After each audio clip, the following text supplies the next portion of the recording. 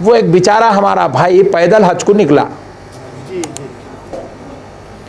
اتنے مولانا لوگ پیچھے پڑ گئے اس کے ہاتھ دھو کے، کئی کو نکلا، کون نکلو بولے، کئی کو جا رہا، حدیث میں نہیں ہے، قرآن میں نہیں ہے، انہوں نے گئے انہوں نے گئے، ویڈیو بناتے جا رہے ہیں بناتے جا رہے ہیں بناتے جا رہے ہیں بناتے جا رہے ہیں۔ مولانا سنت نہیں ہے، فرض نہیں ہے، واجب نہیں ہے، ارے تے کو پوچھے کون رہے ہولے کرنے والا کر رہا۔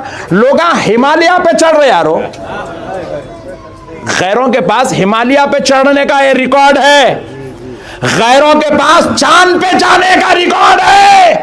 اگر ایک مسلمان کے پاس حج کو جانے کا ریکارڈ بن جائے تو بڑی تعجب۔ اس کے پیچھے ویڈیو بنا لیتے بیٹھے ہوئے ہیں۔ انہیں کہا اب میرے کو، اب یہاں آنے سے پہلے میرے کو یو پی سے فون آیا، یو پی سے آگرہ سے ایک صاحب کال کرے، مولانا وہ نے شہاب پیدل جا رہا، صحیح ہے غلط ہے؟ بولا تو جو فون کرا یہ غلط ہے، رکھ۔ اولیاء اللہ 40 سال تک جنگلوں میں رہ کے عبادت کرے نہیں کرے؟ بزرگان دین حدیث لینے کے لیے 2.5 سال تک پیدل چلے، دلیل حدیث لینے کے لیے، ایک حدیث، محدثین ایک حدیث لینے کے لیے پتا چلا فلاں علاقے میں ہے، پیدل چلے 2.5 سال تک۔ سواری تھی نہیں تھی وہ الگ میٹر ہے، مگر پہنچے وہاں تک علم لینے کے لیے، حدیث لینے کے لیے۔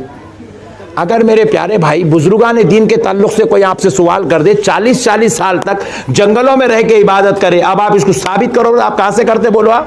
بسم اللہ الرحمن الرحیم۔ دوستو، اس مولوی صاحب کا بیان میں نے سنا ہے، اور جس طرح انہوں نے چرب زبانی اور بدزماری کا استعمال کیا ہے، مجھے لگا کہ ان کی تقریر کا اور ان کی غلط بیانی کا جواب تفصیل سے اور بھرپور ڈیٹیل سے دیا جائے۔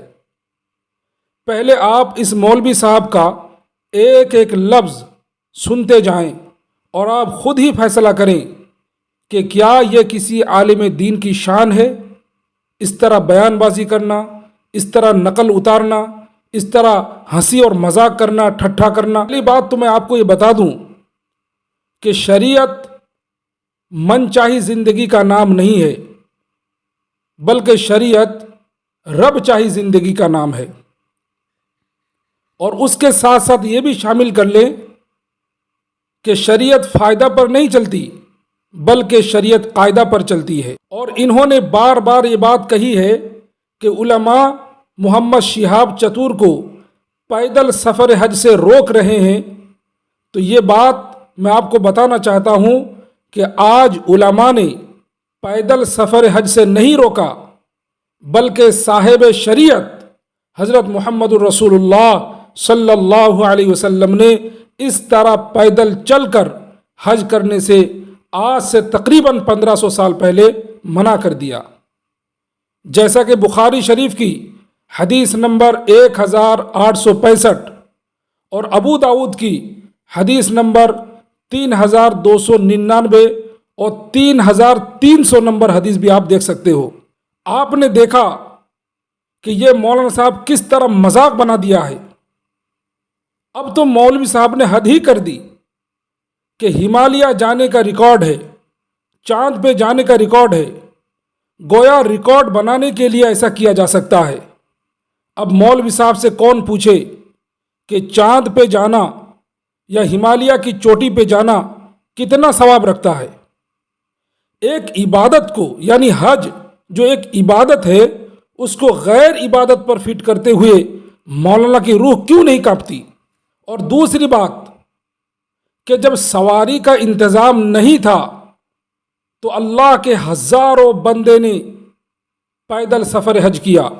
یہ کوئی نیا نہیں ہے کہ محمد شہاب ہندوستان سے پیدل سفر کر رہے ہیں، یہی زندگی کا پہلا سفر حج پیدل ہوا، ایسا نہیں ہے، بلکہ سیدنا حضرت آدم علیہ السلام نے ہندوستان سے 40 مرتبہ پیدل سفر حج کیا ہے۔ اور اگر آپ کہو کہ حضرت آدم علیہ السلام ایک نبی تھے، عام امتی نے ایسا کیا ہے، بے شک ہزاروں ایسی مثالیں آپ کو مل جائے گی۔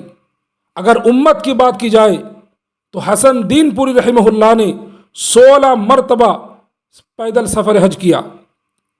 امام احمد ابن حنبل رحمہ اللہ نے 5 حج کیے، اس میں سے 3 حج پیدل کیے ہیں۔ اور جہاں تک ریکارڈ کی بات ہے تو کیا آدم علیہ السلام کا 40 مرتبہ پیدل سفر حج کرنا یہ ریکارڈ نہیں ہے؟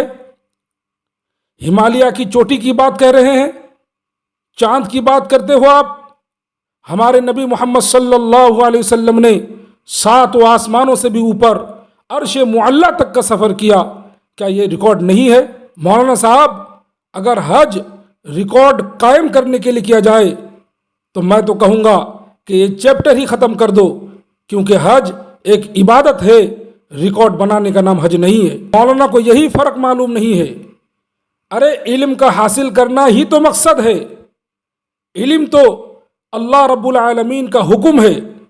علم کے لیے تو اللہ کے رسول صلی اللہ علیہ وسلم نے خود کہا ہے، من خرج فی طلب العلم فہو فی سبیل اللہ حتی یرجع، یعنی جو آدمی علم حاصل کرنے کے لیے اللہ کی راہ میں نکل پڑتا ہے تو جب تک وہ اپنے گھر واپس نہیں لوٹتا وہ اللہ کی راہ میں ہوتا ہے۔ اور انہوں نے کہا کہ بہت سے بزرگ ایسے ہیں جنہوں نے 40 سال تک جنگل میں رہے۔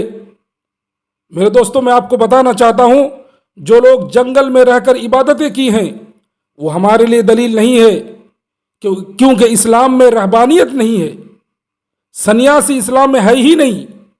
تو یہ جن کی مثالیں دے رہے ہیں یہ مثالیں بالکل غلط ہیں، صحیح نہیں ہیں، کیونکہ اسلام میں اگر کوئی 40 سال تک جنگل میں نکل جائے تو وہ اپنے ماں باپ کی ذمہ داری سے دور رہتا ہے۔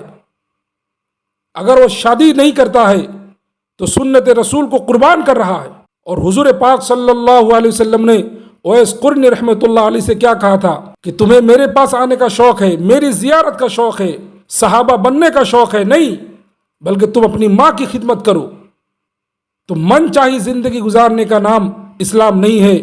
اللہ کے رسول صلی اللہ علیہ وسلم کیا چاہتے ہیں، شریعت کیا چاہتی ہے، شریعت کو فالو کرنے کا نام اسلام ہے۔ ہم پھر بھی دعا کریں گے کہ محمد شیعہ بھائی کو اللہ رب العالمین حج مقبول نصیب فرمائے، اور ان کے توسط سے ہم سب کو بھی حج بیت اللہ مقبول اور مبرور نصیب فرمائے۔ لیکن ان کی طرفداری میں علماء پر طنز کرنا، علماء کو کٹگھڑے میں کھڑا کرنا اور علماء کے شان میں بد زبانی چرب زبانی کرنا، یہ کوئی عالم دین کی شان نہیں ہے۔